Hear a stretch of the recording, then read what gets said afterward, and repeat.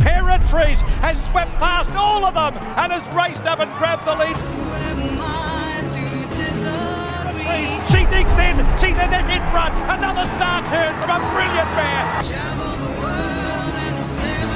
Imperatriz goes to the front, Imperatriz 100 to go, Imperatriz has got her.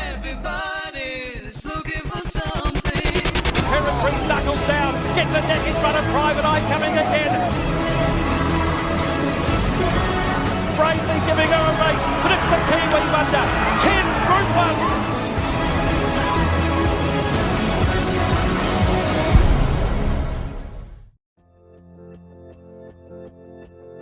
Well, when we first started buying yearlings, we immediately realised that the breeders put their best horses that they breed into the sale. So if we want to train those horses for our owners, we've got to go and buy them. She was a lovely foal by the time she grew into be about a month old. And then from there, every milestone she passed with flying colours until it was time for yearling prep. It's always been the Beamer policy, if they're ready for the coast, they go to the coast. So Mark Walker and I went to the Magic Million sale, looked at all the yearlings as we did, and we were particularly taken by the pedigree of Imperatriz. But after I'd seen her in the flesh, I just turned round to Mark and said, wow, that has the wow factor, that filly. Everything about her was what we look for in a horse. So it was just a big thrill to be able to buy her. Immediately, everybody that rode her said to me that she had the wow factor, and they thought that she'd make a 2-year-old. So she won her first start as a 2-year-old and brought her back, and she won a Group 2 at a second start on New Year's Day. Then as a 3-year-old, she won her first Group 1, the Levin Classic. I wish I won next. They hit it. She's done it. Imperatriz on the bubbles. I wish I win. She beat I Wish I Win. We knew how good I Wish I Win was.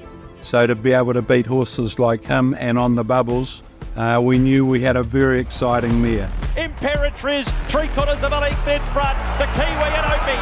It's Imperatriz wins it from Belladippatina. She's just got an amazing turn of foot. She can get herself out of trouble, and that's amazing. The whole team at Tiaka, and just privileged to ride these horses. And David Ellis buys so many amazing horses I get to sit on, and got the dream job in New Zealand. Into the running, terrific race at the 150. Imperatriz has swept past all of them and has raced up and grabbed the lead from Giga Kick and Rothfile. What a win this! Imperatriz, a magnificent display. Opie said to me yesterday that she's got the best turn of foot of a horse that he's ever felt, and I've got to say now she's probably the best one I've ever felt. To have a horse that can win Group 1 races at 1,000 metres, 1,200 metres, 1,600 metres was the sign of a really top horse. Imperatriz is flying now as we're at the 50. Imperatriz has got her and raced on by. Imperatriz by a length. She runs 56.47. She breaks the track record over 1,000 metres here at the Valley. It was her track record. She goes quicker again. Definitely by far the best sprinter I've ridden, best horse I've ridden. Yeah. But it's the Kiwi Wonder. 10 Group 1s.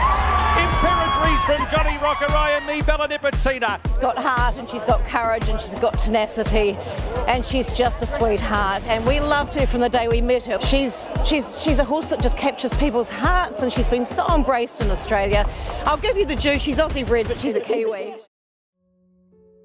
The decision to retire her was difficult. We brought her back to New Zealand to spell. We sent her to Waikato Equine to get a warrant of fitness so that we're absolutely certain that everything was right. And they told us that she was in great condition, but did have a little bit of wear and tear, and we simply weren't prepared to risk her. We felt that she'd done her job as a racehorse, and now it was time for her to begin the second chapter of her life as a broodmare. Obviously, a mare of this standard who comes on the market has got to be of interest to any kind of major global breeding operation. And as far as the attractiveness of this mare, she's right up there with any mare that'll be selling anywhere in the world this year, I would think. When you delve into a pedigree, it gets quite interesting. Being out of a Sharmadale mare by, obviously I'm Invincible, that's by Invincible Spirit. She matches up on paper and type with probably any one of those top 10 worldwide stallions outside of I'm Invincible. I think what I can say is when you're talking about mares like the standard of Monomoy Girl and Midnight Bisou and Goodnight Olive, for example, these kind of mares coming up at auction, they're not just trophy mares, because the statistics are there is a correlation between racing class and production class. You know, you always hope that when you sell yearlings, they're going to achieve what she's achieved. And that's a dream, that's what gets you out of bed in the morning. I think it's fair to say that Imperatriz is the best horse that Te Akeau's ever raced. To have a horse that finishes up the highest rated sprinter, the highest rated mare in the world. So all these statistics are something that Karen and I and all the owners are extremely proud of.